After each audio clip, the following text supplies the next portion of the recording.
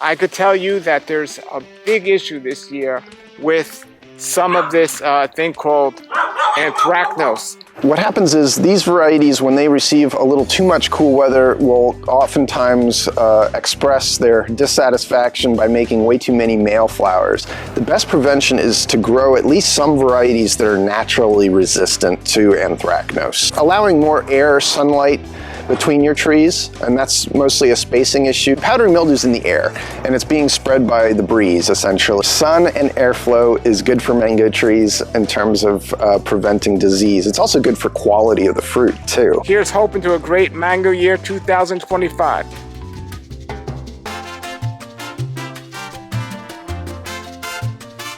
Hello everybody, welcome to Fruitful Trees. It is mango season 2025, but whenever you're watching this video, it is going to benefit you. This is mango bloom from this year, and this is my Pickering mango tree. And as you can see, great news.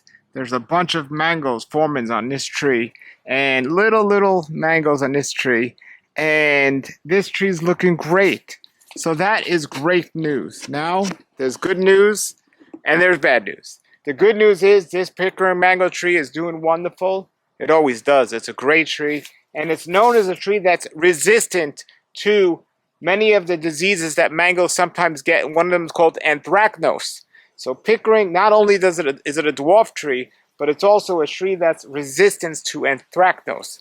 Now, there's other amazing mango trees and bloom coming this year, but not all of them are so resistant to this thing called anthracnose. And you gotta be careful with a lot of things when it comes to growing mangoes.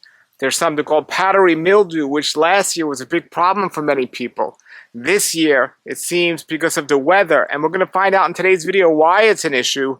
We're gonna see and learn more about anthracnose, what it is, what it does to the mangoes, and also we're gonna go talk to Alex and hear this from him and his experience with this. Now, I will say before we go and meet Alex, Alex does consultations so people can learn how to take care of your own mango trees. And I highly recommend you have him coming out to your house, look at your trees, teach you how to take care and prevent powdery mildew, anthracnose, and any other mango molds or diseases that might affect your crop.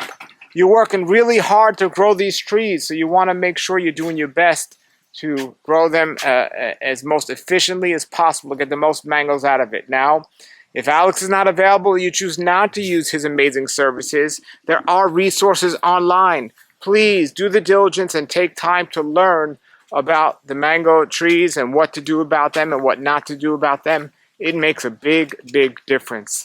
And I could tell you that there's a big issue this year with some of this thing called anthracnose. This is his Namduk Mai tree, and Namduk Mai, it's been affected a lot. There's not much fruit up there at all. So he's grown this big tree, and still is not going to get a lot of fruit. I'm going to get more fruit off my Pickering than he is going to get off this big giant tree, and that is all about diligence. And growing mango trees is not only the physical labor of actually standing in front of the mango tree and physically going labor and seeing what happens to it. It's also researching the mangoes to find out what trees are better to fight anthracnose and powdery mildew. Some trees do better than others. So it starts with your selection. Then it starts with where you're going to select it. And then with pruning, how you're going to prune it, because the more sunlight and the airflow in a tree, the less it's going to have a chance of catching one of these molds or funguses. And then, of course, the variety. Some varieties are more resistant than others. So I definitely recommend you do the diligence and then get out there and do the physical work. If you're going to spray, know what to spray, when, and do it as efficiently as possible. Alex is going to share a lot of this. Please, in the comments below, share your experience and all of what you're doing and how your trees are doing this year and other years. As I said, we're in 2025 right now. It's February, but this information is valuable for any year. So here's Alex from Tropical Acres Farm. So we're doing this short video here right now because we wanted to cover some topics related to the bloom that occurred here in South Florida during the month of January and is still technically continuing now because we've gotten a lot of feedback from people actually in different parts of the state, not just here in Southeast Florida, regarding some issues that they're having with their early bloom. And so I wanted to cover a couple topics related to that. It was really exciting to see a lot of the mango trees flowering in the month of January, and we do have fruit developing on a lot of our trees right now, but there are a few varieties that didn't respond so great to the weather that we had in January. And so there was two factors at play. One is that it got quite cold. We had a lot of nights where the temperature dropped into the 50s and even 40s. Parts of Florida where they grow mangoes even saw 30s. So that's wonderful for actually stimulating the trees into a stress state and making them flower. But when they have flowers that are developing on the trees, certain varieties often respond with a disproportionate amount of male flowers. And some of those varieties include mangoes like Carrie, Gary, Seacrest. This one behind me, Sugarloaf, does it quite a bit. And there's a number of others. Edward can do that sometimes. So it's a longer list than that. But what happens is these varieties, when they receive a little too much cool weather, will oftentimes express their dissatisfaction by making way too many male flowers. And so people will look and see all this beautiful bloom on their trees and wonder why they didn't set any fruit. So this Sugarloaf behind me, we're in my backyard right now, by the way, actually flowered, and unfortunately it didn't set much or any fruit, and this isn't really a surprise. You can see the flowers just kind of turned brown and dried up. Now, some people would look at this and think that they had a fungus, but in this case, it was simply just too many male flowers. The good news is that very often the tree will bloom again, and that second bloom that comes out during warmer temperatures tends to produce enough females to set fruit. In fact, I think this might have happened last year with my Sugarloaf trees, but they made fruit on that second bloom, and I ended up with Sugarloaf mangoes in the summer. However, we got a period during the week of January 20th here in South Florida where we had 3, 4, maybe it was 5 days of just kind of nonstop drizzling rain and overcast. And that was not good for a lot of people because it resulted in some of their flowers and small fruits getting anthracnose. Now, last year we had a serious problem with powdery mildew disease here in Florida affecting the mango crop, but this year it does seem that a lot of people are seeing anthracnose on their flowers and small fruits. So when you get rain for a single day, it's not necessarily that big of a deal. But when it's protracted like that, the chances of seeing anthracnose on the blooms, small fruits, goes a lot higher, and it becomes more difficult even if you're trying to apply product to prevent that fungus from occurring. It becomes more challenging to control it because your product can get washed off, or because everything is wet and saturated with water, your product doesn't adhere. And obviously you don't want to be spraying when it's raining outside. So it was definitely an issue for a lot of people. And like I said, it didn't last for just a day. It lasted like 4 or 5 days for some of us here. I think we might have gotten the worst of it here in Palm Beach County. Maybe Broward got it a lot too. Other parts of the state did get some rain, but I think the worst of it was actually in Southeast Florida here. And so obviously that creates a fungal problem, but it also created an issue with a lot of the flowers just getting saturated with water. And when that happens and it's very rainy outside and it's not very sunny, the pollinators were not active very much at all. And so the pollination wasn't necessarily great for some people, and even if their trees were producing hermaphroditic or female flowers, they may not have been getting pollinated by the flies, ants, wasps, and the honeybees. The honeybees were, as we saw, hiding pretty much during that period of weather. So these factors combine to create an issue for some people. Now, we do have plenty of fruit set on our trees and plenty of flowers that weren't impacted. and so we're expecting to have spring mangoes still come May, all right? So I don't want to alarm you, but I did want to talk about this issue because I know that there's people down here that are, wondering what happened to those blooms, and that's the explanation that I've got for you. Okay, if you have two trees next to each other and one's affected and one's not, is it because of the variety of the tree, or are there other factors? Yeah, a lot of times it's because of the variety. So certain varieties are just more naturally prone to anthracnose. And one of the things I should mention about anthracnose is that in the last decade or so in South Florida, we've started to see more aggressive strains of anthracnose. And I've talked to researchers at the University of Florida about this, and they kind of confirmed it because they've actually studied, these strains of fungi. And so these more aggressive strains make it more challenging to control the disease. Varieties that were historically thought to be, fairly resistant or moderately resistant to anthracnose, now may be a little more prone to it if we get a rain event. And we did have, a multi-day rain event. This is even more critical for people that are in more humid areas, inland, like here in Palm Beach County, that would be like Loxahatchee, Wellington, Royal Palm Beach. But this also applies to other parts of the state where you're further removed from the ocean. Maybe you have a lot of bodies of fresh water around you, a lot of vegetation. That just means more humidity in general. And when you get a rain event, so the conditions are kind of magnified, right? For fungus to take off. So anyway, it's a complicated topic in terms of trying to control that stuff. And I do consulting work for farms and backyarders when it comes to disease control and prevention, if you're interested in that sort of thing. But I think for most people that are growing mangoes in their backyards, the best prevention is to grow at least some varieties that are naturally resistant to anthracnose. And there's quite a long list of varieties that can handle it most years. Without you having to go out and spray chemicals. So, but some other tips that are helpful is just allowing more air, sunlight between your trees, and that's mostly a spacing issue, not just between your other mango trees, but also structures and non-fruiting trees, because the more sunlight and air you get, the less fungus you'll get. And that's one of the reasons why you'll probably observe in some cases that the tops of your trees have more fruit set than the bottoms that are receiving more shade and just a more restrictive environment. So, all right, so two questions. The first question is, for powdery mildew, I know we need to spray before. Once it shows up, you've missed it.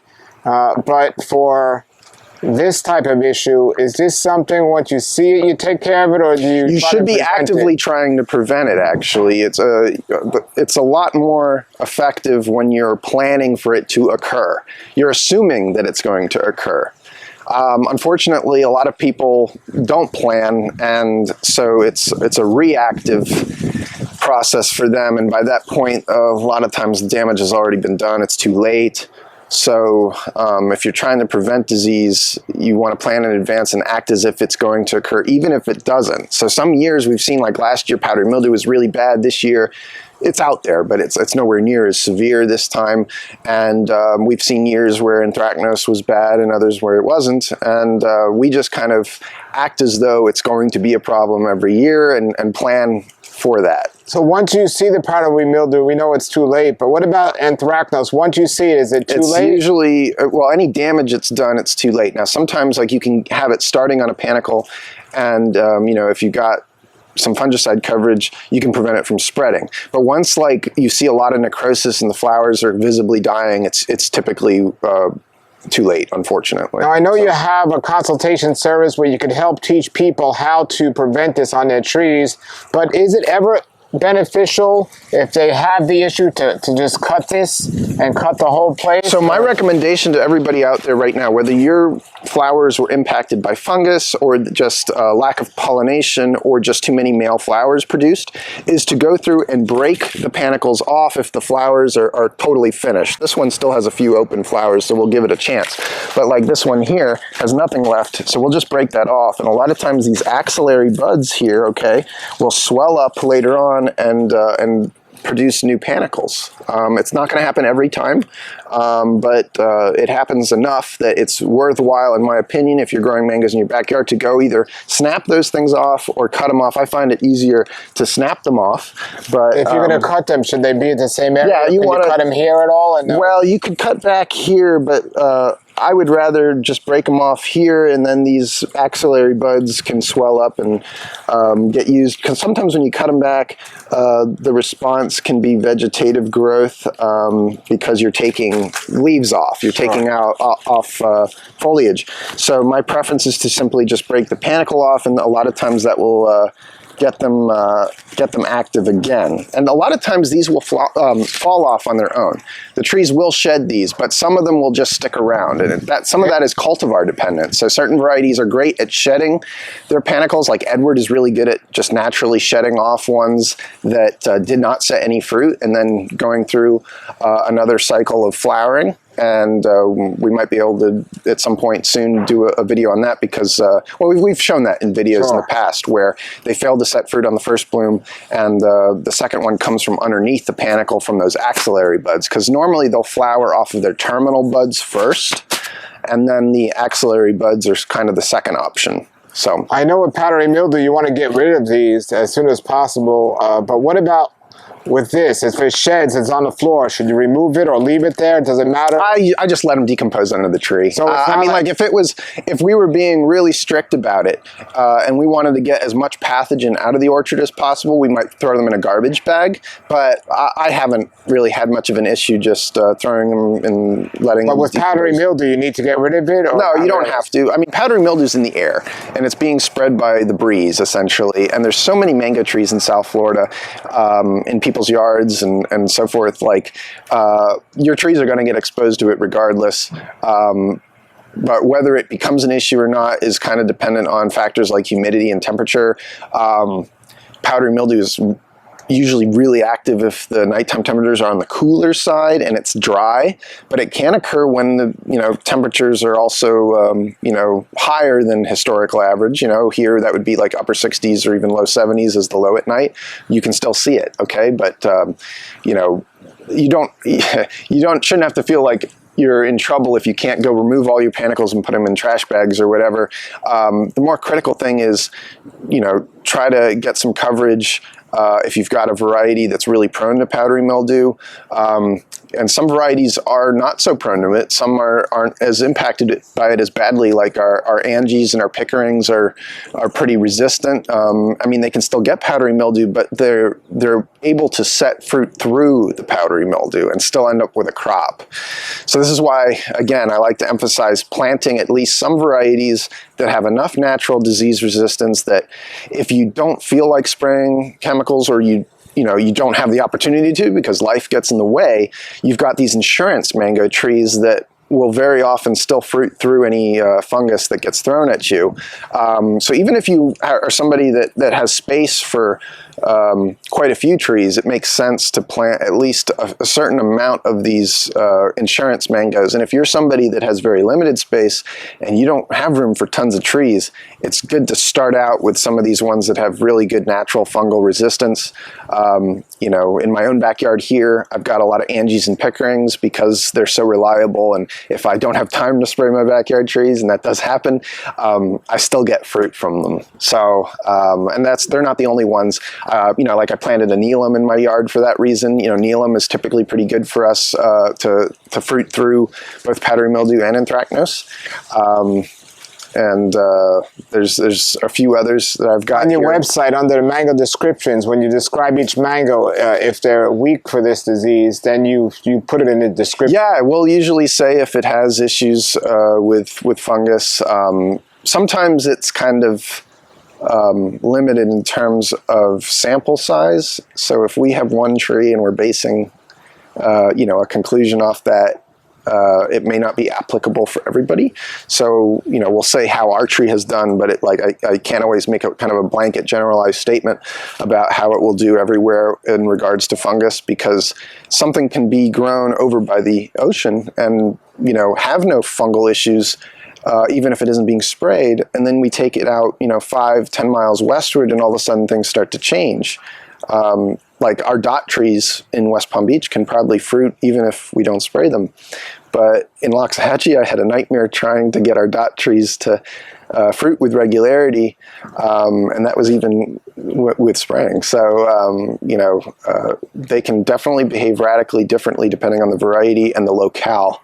So, anyway, remember, sun and airflow is good for mango trees in terms of preventing disease. It's also good for quality of the fruit, too.